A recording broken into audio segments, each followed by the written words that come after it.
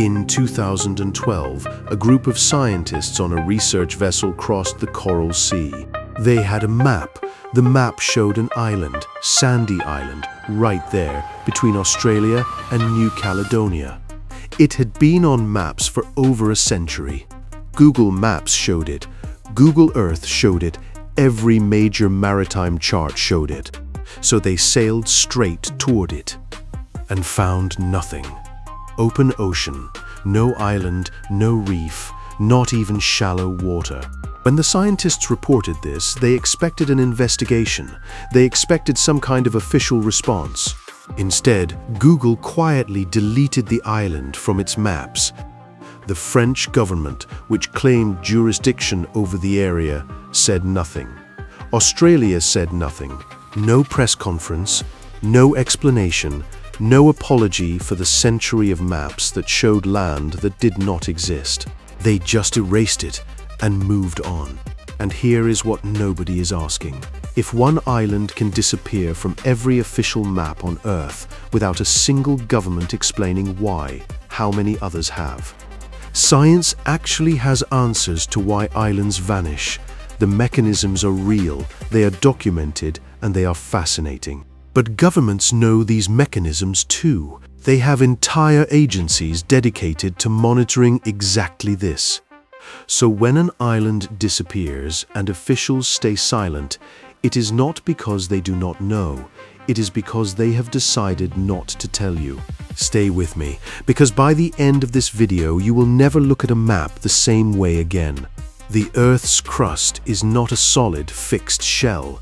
It floats. It moves. Underneath every ocean, there are processes happening right now that can raise land out of the sea or pull it back under within a human lifetime. First mechanism is called isostasy. Think of the crust like a sponge floating in water. If you press down on one part, it sinks. If you release pressure, it rises. For islands, this pressure often comes from volcanic material. The sheer weight of lava building up over thousands of years pushes the crust down. When the volcanic activity stops, when the heat source underneath shifts, the island slowly loses its support. It does not explode or collapse dramatically. It just sinks, millimeter by millimeter, year by year, until one day it is gone. The second mechanism is sea level change. Global sea levels have risen approximately 20 centimeters in the last 100 years. That sounds small, but for a low-lying coral island or a shallow sandbank, 20 centimeters is the difference between existence and open water. There are islands right now, inhabited islands, with people living on them that geologists have already calculated will be underwater within the next 30 years. This is not a prediction. This is basic math based on measurements already taken. The third mechanism is the most dramatic: submarine volcanic activity. The ocean floor is covered with underwater volcanoes. When an underwater volcano erupts near a shallow area, it can push material upward fast enough to create a temporary island within weeks. These islands are made of loose volcanic ash and pumice. Ocean waves erode them almost as fast as they form. They appear on the surface long enough to be spotted, reported, sometimes even landed on, and then they are gone. So the science is clear. Islands can and do appear and disappear through entirely natural processes. Geologists understand this. Oceanographers understand this. Governments employ entire departments of people who understand this, which makes the silence even harder to explain. If you found this useful so far, hit like. It tells the algorithm this kind of content is worth showing to people. Now let's talk about specific cases, because Sandy Island is not unique. It is not even the most interesting example. Let's go back to the year 1997. In the Gulf of Mexico, off the coast of Mexico's Yucatan Peninsula, there was an island called Bermeja. It appeared on Spanish colonial maps from the With-Thief hundreds. It was documented by multiple expeditions over 4 centuries. It had a name, it had coordinates, it had a geological description. And it mattered enormously because under international maritime law, the existence of Bermeja determined where Mexico's exclusive economic zone ended and where the United States began. That boundary controlled access to an estimated $22 billion worth of oil reserves. In 1997, a Mexican survey team went to confirm Bermeja's location for an ongoing maritime boundary negotiation with the United States. They found nothing. Absolutely nothing. The island was not there. The Mexican Senate launched a formal investigation. Scientists were commissioned. Ships went back. Satellite imagery was analyzed. The conclusion officially was the island never existed or it sank due to rising sea levels or possibly tectonic activity. The report was vague. It was deliberately vague. But here is what the report did not address. If Bermeja sank due to natural processes, why did it disappear at exactly the moment it became strategically inconvenient? Why did it vanish precisely when billions of dollars in oil rights depended on its location? The Mexican Senate report used the phrase coincidence of timing. That phrase alone tells you everything. There were members of the Mexican Senate who suggested something else entirely. They pointed out that the United States had strong financial motivation to ensure Bermeja did not officially exist. They pointed out that precise underwater demolition is not science fiction, it is standard military capability. A small, uninhabited, low-profile island in a strategically sensitive area of ocean is exactly the kind of thing that could be made to disappear without anyone ever being able to prove it. The investigation was closed. The oil boundary was redrawn in America's favor. And Bermeja has not been mentioned in official Mexican government communications since. That is not a conspiracy theory. That is a documented sequence of events.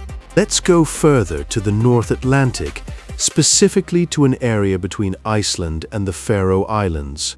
There is a shallow underwater plateau called the Julius Caesar Bank. It rises to within a few meters of the ocean's surface.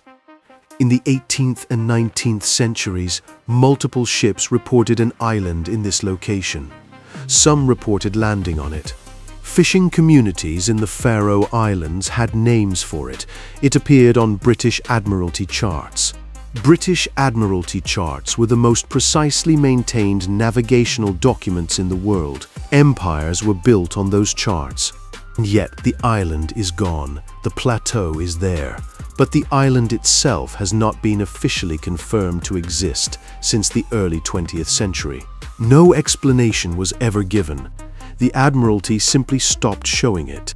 The records from sailors who landed on it were reclassified as unreliable historical accounts. The fishing communities who named it were told they were misremembering.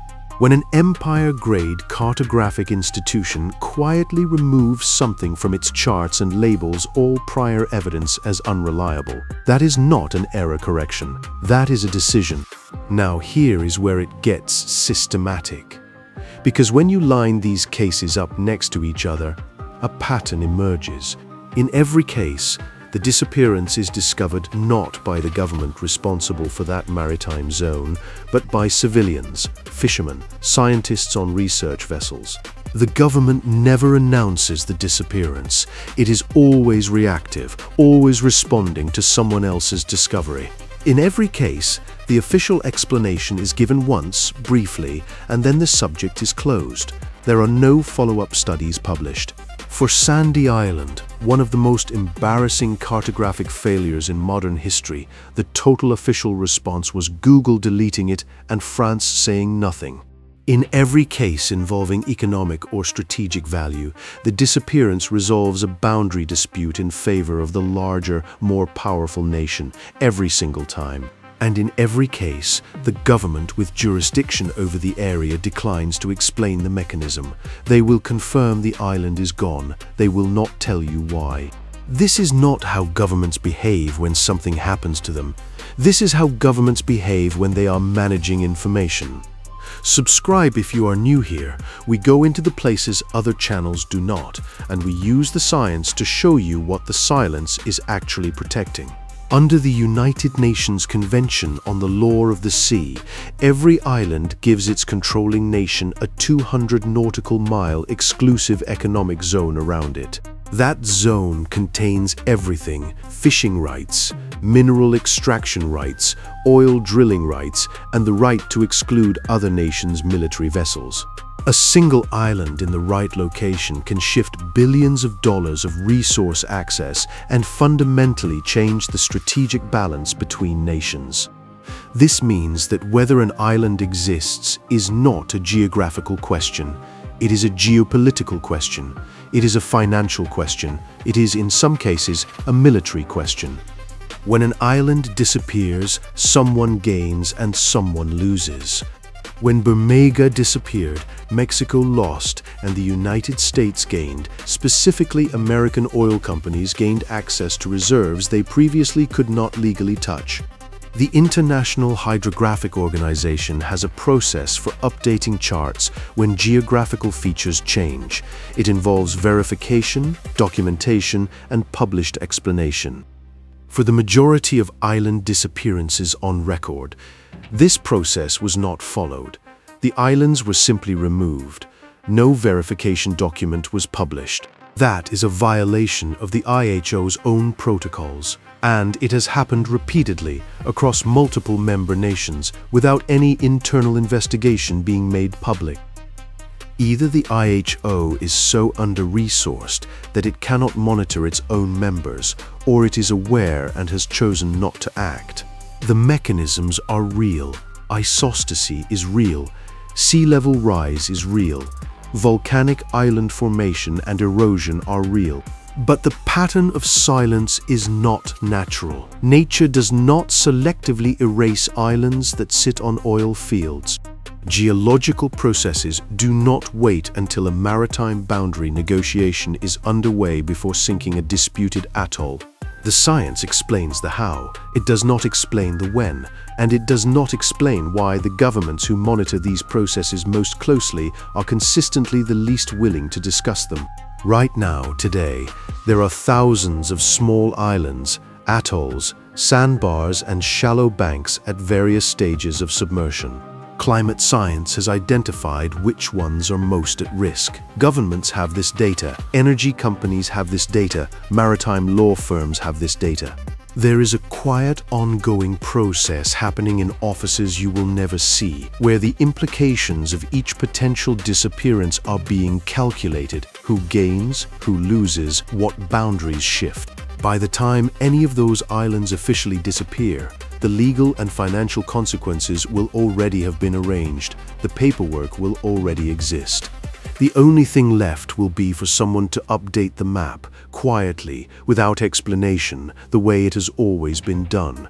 And somewhere, a fisherman or a scientist on a research vessel will sail to where an island used to be, find open water, and report it to their government. And the government will already know. They will have known for years.